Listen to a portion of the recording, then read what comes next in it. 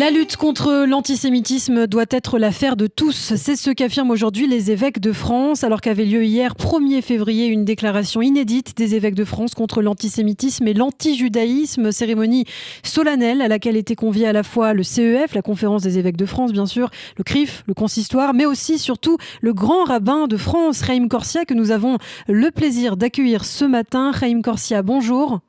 Bonjour.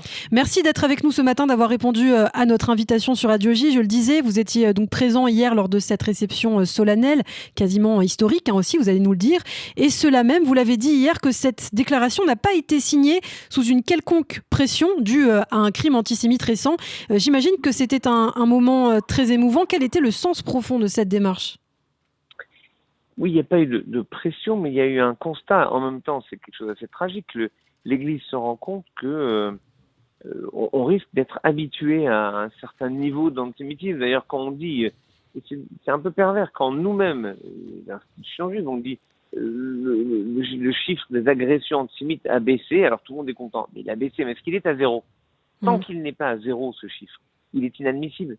Et en gros, on commençait presque à s'habituer. Je trouvais formidable cette démarche des évêques de dire eh bien, il faut qu'on ait une lutte permanente et pas parce qu'on a fait quelque chose un jour, qu'on a fait une déclaration un jour, qu'on doit abandonner cette logique de lutte et d'engagement individuel. C'est chacun et chacune qui est porteur d'une part de cet engagement à lutter contre l'antisémitisme avec les préjugés, avec des choses simples. Parfois, j'ai demandé par exemple aux évêques de faire un effort pour que lorsqu'ils parlent de voyage en Israël, ils emploient bien le mot voyage en Israël, ce que font souvent des groupes catholiques, et pas simplement voyage en Terre Sainte, comme s'il y avait une déconnexion entre la Terre Sainte que les pèlerins visiteraient et l'État d'Israël qui a une existence.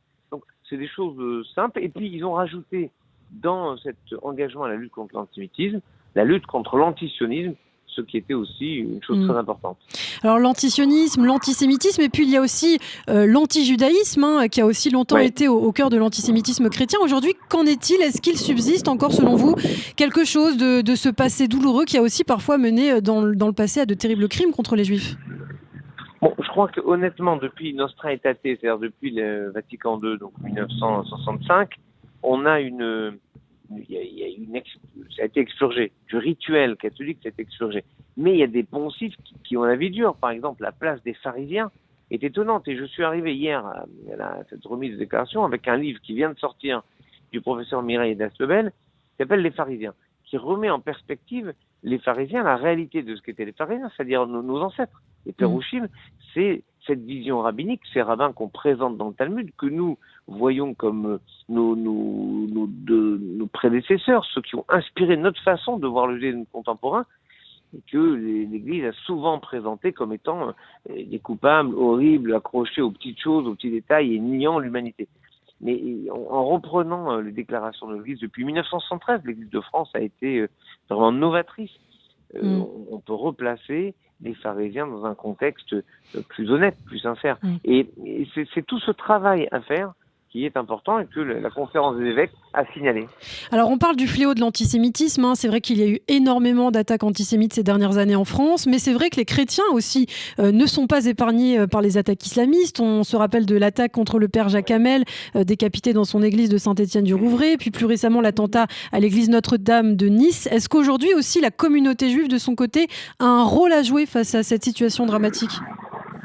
En fait, vous avez parfaitement raison de noter cela, parce que ce que les évêques disent, c'est que quand on laisse l'antisémitisme s'installer dans une société, finalement tout le monde en est impacté, tout le monde en est touché.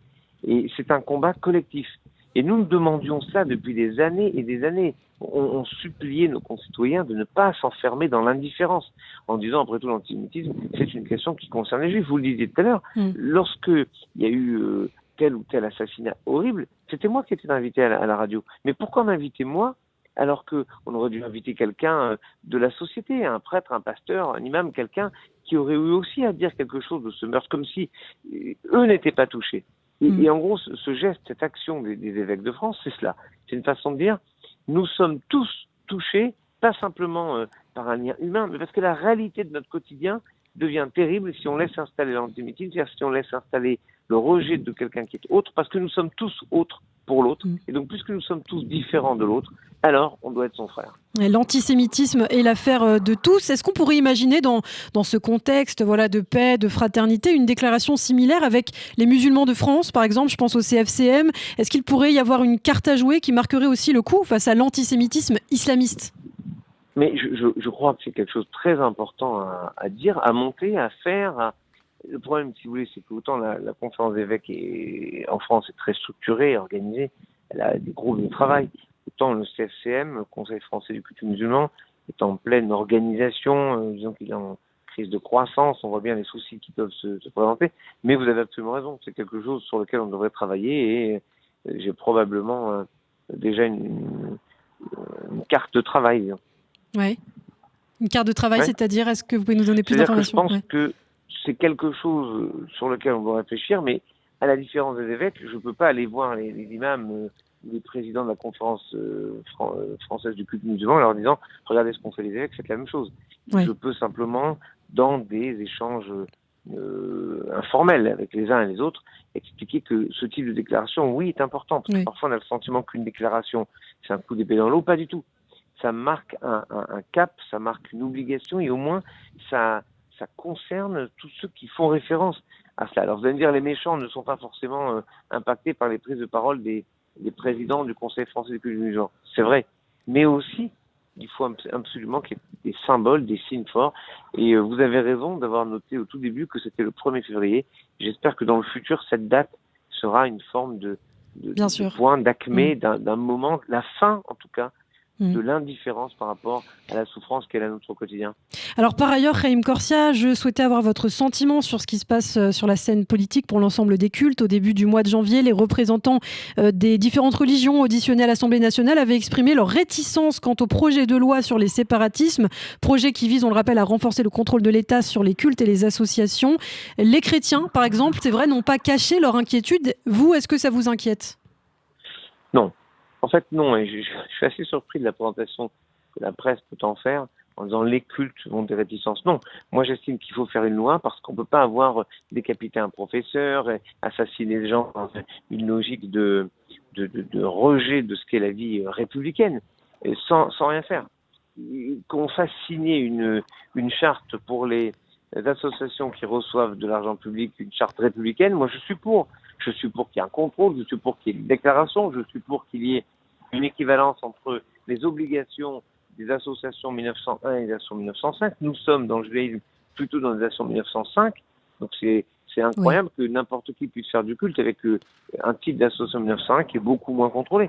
Ce que je demande simplement, c'est une prudence pour ne pas avoir ce que j'appelle des dégâts collatéraux, c'est-à-dire pour sanctionner quelques méchants, d'impacter tous ceux qui respectent les règles républicaines depuis toujours, qu'on ne soit pas accro, par exemple, je pense à l'exemple des femmes, des mamans qui accompagnent les sorties scolaires.